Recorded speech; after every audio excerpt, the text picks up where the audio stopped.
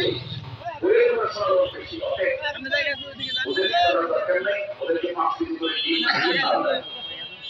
খাদ্যমন্ত্রী বা রাজা থেকে পরামর্শ দিল কিন্তু তবুও আমার শিখাই এটা থেকে বুঝতে চাই সবাই বলে এখন বিষয়টা হলো একটা পরিবার যদি জান্নাত হয় সমাজ জান্নাত হয়ে যায় আলহামদুলিল্লাহ বলেন একটা রাষ্ট্রের সবচেয়ে গুরুত্বপূর্ণ অংশ হল পরিবার এই পরিবারটার রহমতের দরকার আছে না নাই প্রত্যেক সদস্যকে নামাজ পড়তে হবে প্রত্যেক সদস্যকে কি হবে মসজিদে আপনার ছেলে মেয়ে যেগুলো নাবালক আছে বিয়ে হোক ছেলে হোক আজান হবে কোনো কথা নাই মসজিদে পাঠাই দেবে মা যারা আছেন আপনার দায়িত্ব হলো আপনার ছেলে মেয়েকে সোজা মসজিদে পাঠাই দেবেন কিন্তু সমস্যা হচ্ছে মসজিদে কিছু গ্রুপ নামাজ পড়তে যায় বাচ্চাদের দেখে চোখের নম্বর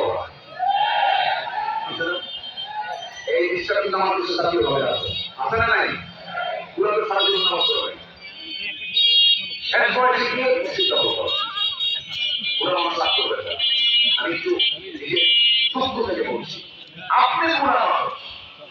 আপনি নামাজ পড়তে এসেছেন ভালো কথা শিশু নামাজকে শিখতে করতে হয় আসতে হবে ট্রেনিংয়ের জায়গা কোথায় আমার নবীর মসজিদ ছিল শিশু দিয়ে ভরা আমার নবীর মসজিদ ছিল বাচ্চা দিয়ে ভরা যে মসজিদগুলোতে বাচ্চাদের কান্না আওয়াজ হাসির আওয়াজ না শোনা যায় ভাবতে হবে ওটা মুসলমানদের মসজিদ ইসলামী সমাজের মসজিদ হতে পারে না ইসলামী সমাজের মসজিদ হবে হলো বাচ্চাদের মসজিদে কিছু আওয়াজ পাওয়া যাবে হাসি কান্না ওরা সঙ্গে হাঁটবে ওরা খেলবে ওরা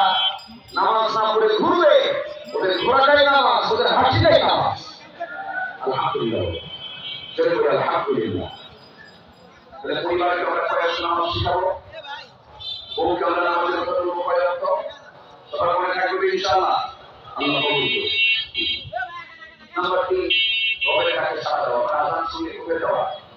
মসজিদে যাওয়া নামাজ কায়েম করা নাম্বার 4 নাম্বার 5 পরামর্শ করে কাজ করা এগুলো কাজ করতে গেলে কি করা